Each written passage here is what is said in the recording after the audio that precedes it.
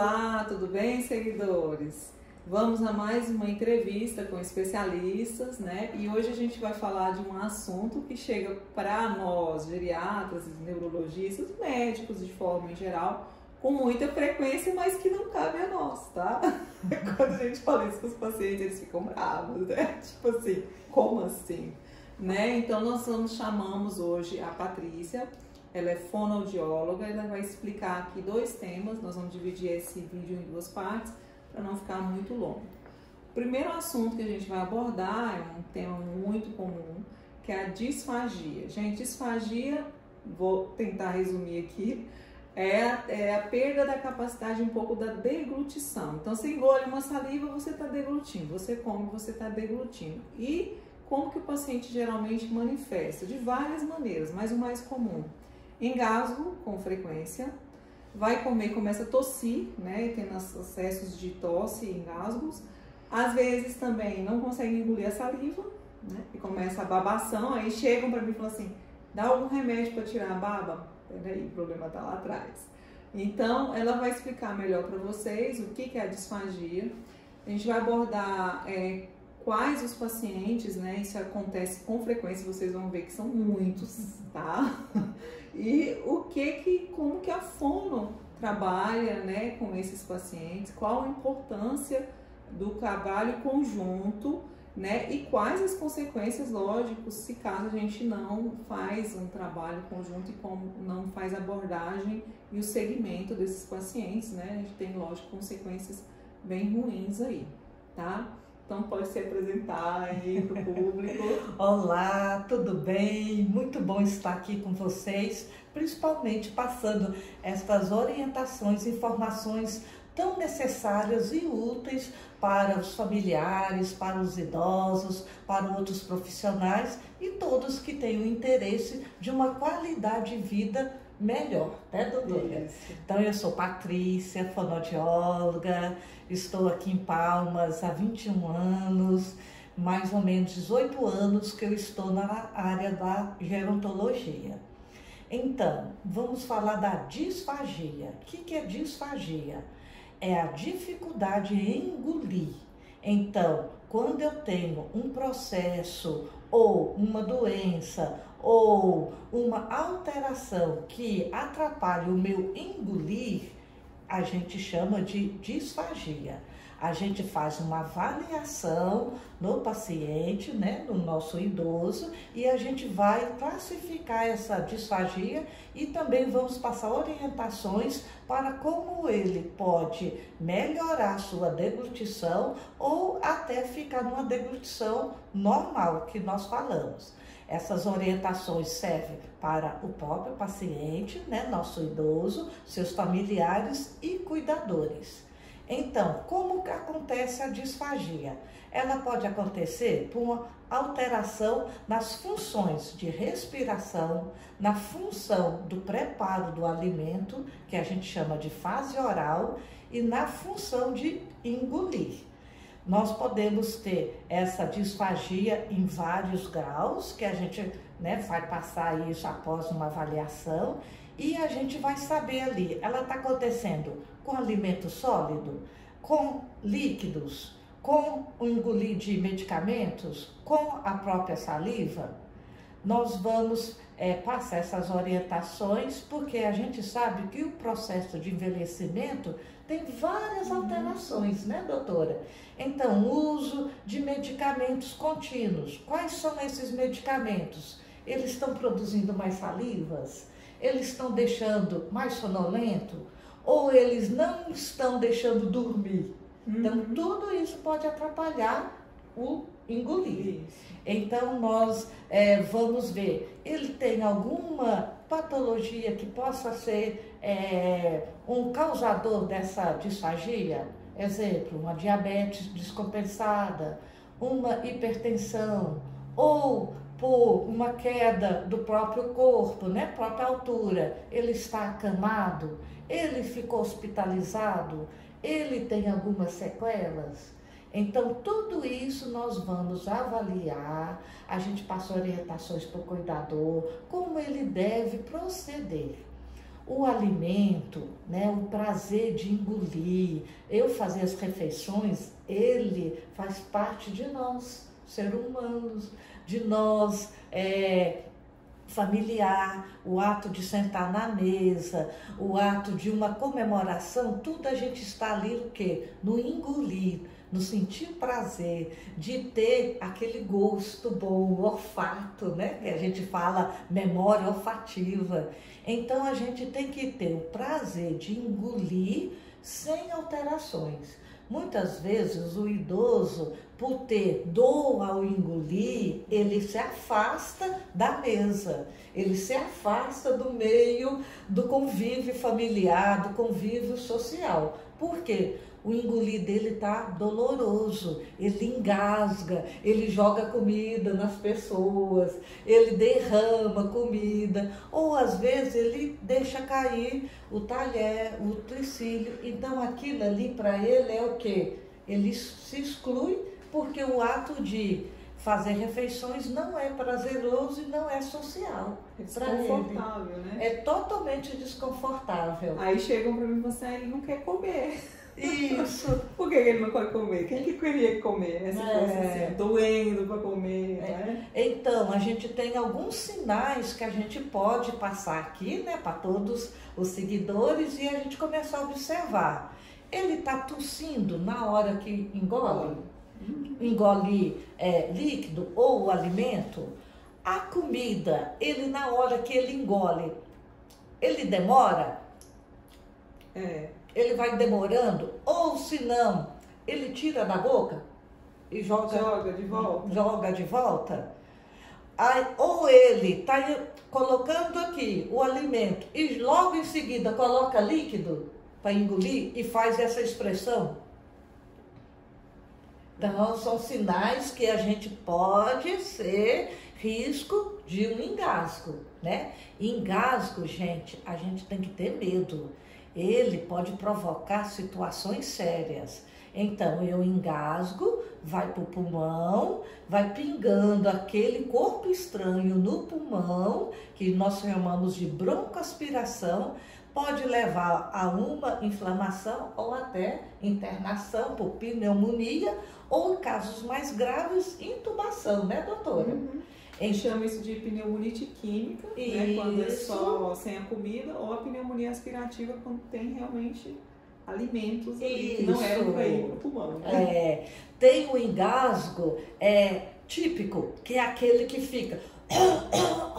Ele fica roxo, ele fica babando, as pessoas batem nas costas, batem no pulmão, batem nas costas, levanta os braços, não é assim? Fala, São Brás, São Brás.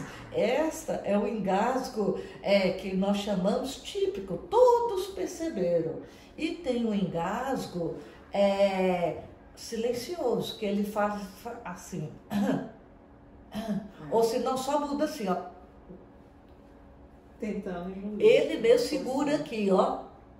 Este é a microaspirações, vai pingando devagarzinho, silencioso. De repente começa uma febre no idoso, ninguém sabe de onde que vem aquela febre, vai fazer o raio-x, ó, a pneumonia instalada, né? Então são sinais que a gente tem que observar. Vamos ver, a comida, ela está totalmente sólida? Então, o que é totalmente sólida? Verduras cozidas, mais duras, pedaços de carnes mais duros, arroz mais duro. Ela tem dificuldade?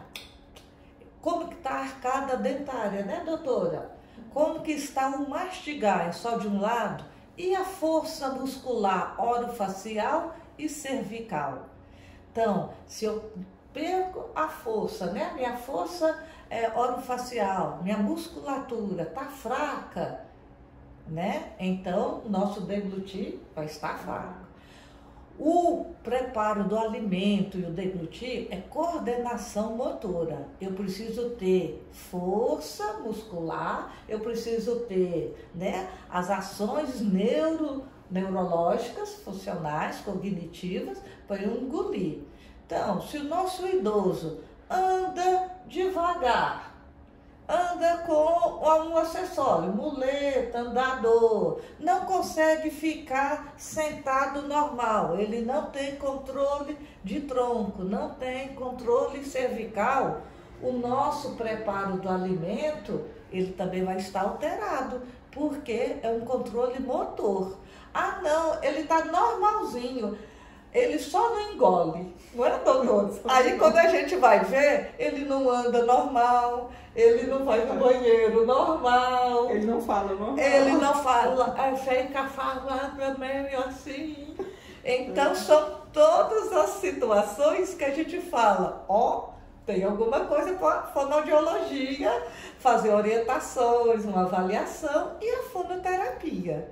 Então o ato de engolir, a nossa deglutição tem que ser prazerosa.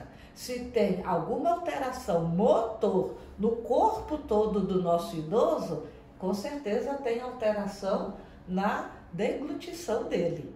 Eu preciso, o ato de engolir, ele é um ato que eu preciso ter movimentos voluntários. O que é movimentos voluntários? Eu pego meu utensílio, eu faço a autoingesta, né? Então eu venho, eu faço preparo, eu respiro, eu engulo.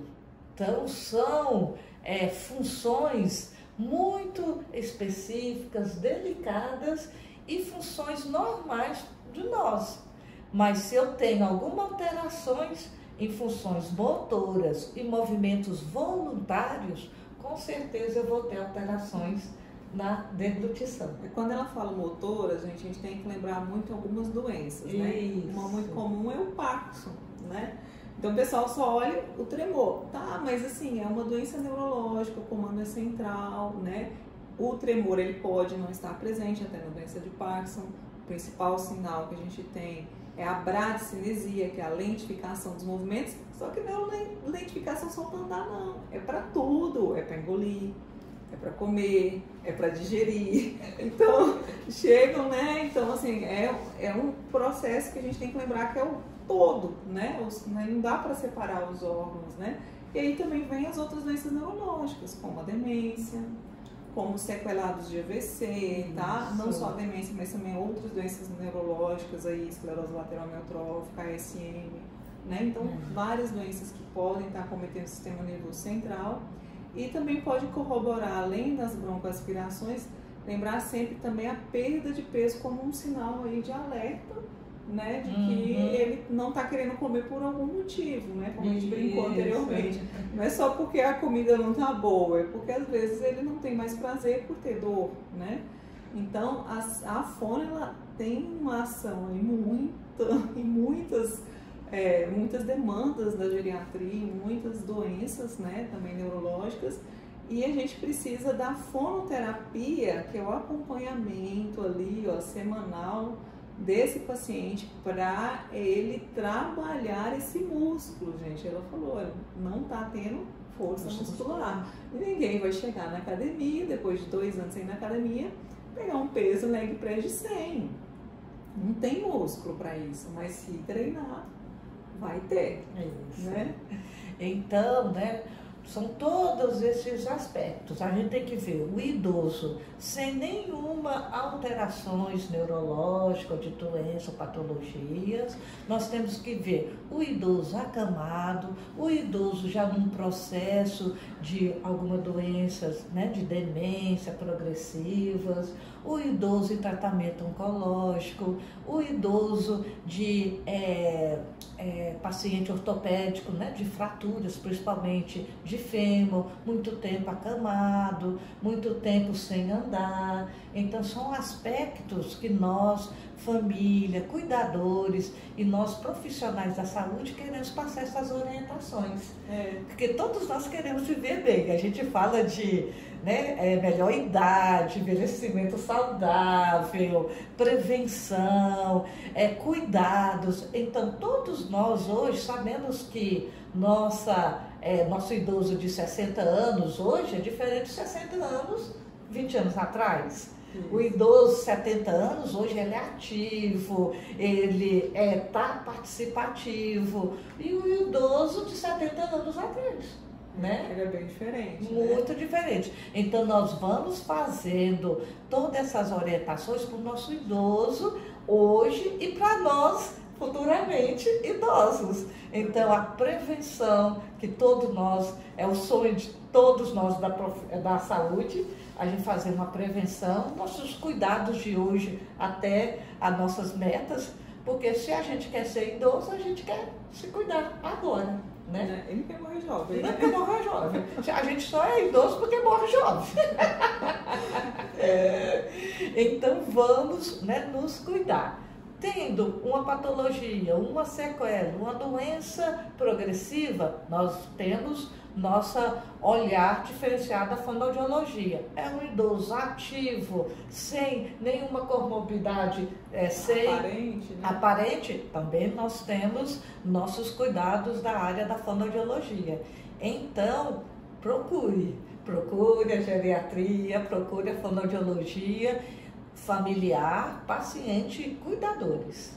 Obrigada, Patrícia. Muito obrigada, estou à disposição.